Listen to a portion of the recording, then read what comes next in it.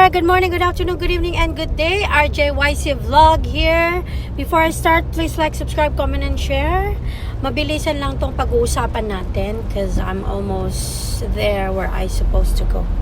So ito nga, pag-usapan natin yung Tridorcom kahapon na sagawa ng pahiring about sa fake news.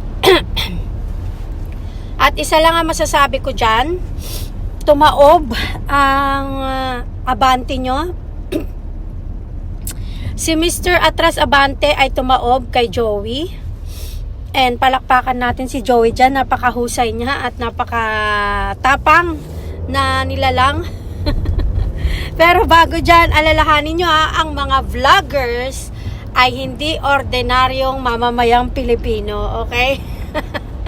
According to Abante, ang mga vloggers daw ay hindi ordinaryong mamamayang Pilipino. Tayo po ay special. Kung hindi tayo ordinaryong mamamayang Pilipino, tayo ay special. Kasi dalawa yan ordinary and special. So I guess tayo ay special na mamamayang Pilipino or mga alien or mga superheroes. Yan siguro ang ibig niya sabihin. Kasi sabi niya kahapon ang mga vloggers daw ay hindi ordinaryong mamamayang Pilipino. It's so funny. Anyway, so yun nga. Nilampaso ni Joey si Abante and it's so fun to watch them. And natatawa ko pag umingiti si Joey. Napakatapang niya talaga. Believe ako kay Joey talaga. Taas kamay. Good job. Papalakpak talaga ako.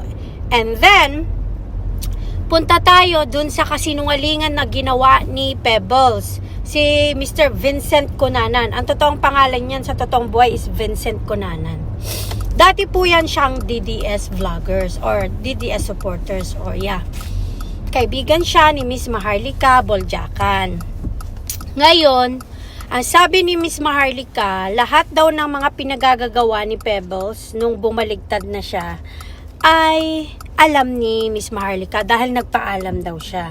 Kasi nga daw po sa kagustuhan niya na medyo umokay yung buhay niya. Kasi nga syempre may bayad yan, di ba? So bumaligtad siya at naging kritiko na siya ngayon ng Dutertes at naging kakampi niya ngayon ang Marcos. Pero dati, grabe niyang banatan ang Marcos talaga.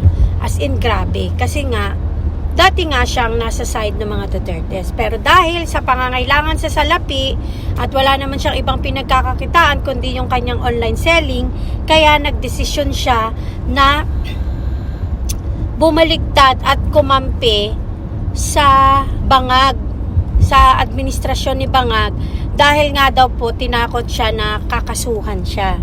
So, instead na makasuhan siya, pinapili siya kung babaliktad na lang siya. And of course, may bayad. So, syempre, pinili niya yung isang part na hindi niya napaninindigan yung kanyang prinsipyo at dignidad. So, and sabi naman ni Miss Maharlika, naiintindihan niya. So, intindihin na lang din natin. Pero, himayin lang natin ng mabilisan yung sinabi niya na yung sinabi niya na yung sinabi niya na ano ba yung sinabi niya? Yun, yung about doon sa pulburon video ni Bangag. Pinakita yung video ni Bangag at sinabi niya doon na deepfake daw yon, blah blah blah.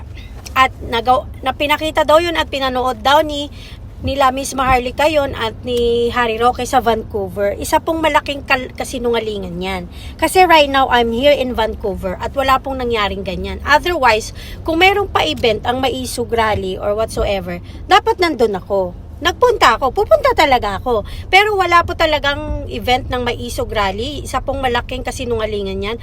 Walang Maisog event noong pinalabas nila ang video na yan na nagpupulburon si Bangag dito sa Vancouver. Hindi po nangyari yan dito sa Vancouver. Nangyari po yan sa US. Sa US po yan.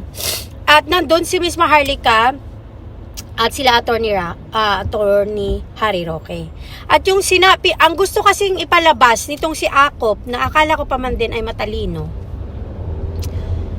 ay gusto niyang ipalabas na si Attorney Harry Roque ang may pakana ng video na yon na bla bla bla na gusto nilang pabagsakin ang Bangag administration. FYI, hindi na po kailangan ng ibang tao para pabagsakin si Marcos kasi mahusay na po siyang gawin yung kayang-kaya niya nang gawin yun sa sarili niya.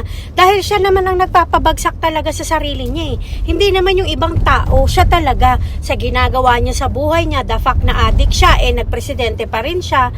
Dahil totoo naman yan. Mas naniniwala ako sa kanila kaysa kay Bangag. Naniniwala rin ako sa authenticity nung video na yun. So, walang pwedeng sumira sa'yo, Bangag, kasi sirang-sira ka na at ikaw mismo ang gumawa niyan sa sarili mo. Dahil mahusay kang manira ng buhay at pati buhay mo sinisira mo. Pero hindi yun dahil sa ibang tao. Dahil yun sa'yo. Kung nasira ka man, ikaw ang gumawa niyan sa sarili mo. Hindi ang ibang tao, okay? So, FYI lang, hindi ibang tao ang sisira sa'yo. Ang sisira sa'yo is ikaw. Okay? So, gusto ko lang linawin yan na mga kasinungalingan ang ibang information na nilagay doon ni Pebbles at sinabi niyang deepfake daw yung video. Hindi po katotohanan yan. Okay? So, pagbigyan nyo na lang si Miss Pebbles yung kunanan kasi kailangan niya ng salapi. Okay? Pero kasinungalingan yung pinagsasabi niya doon. Okay? Okay, babush.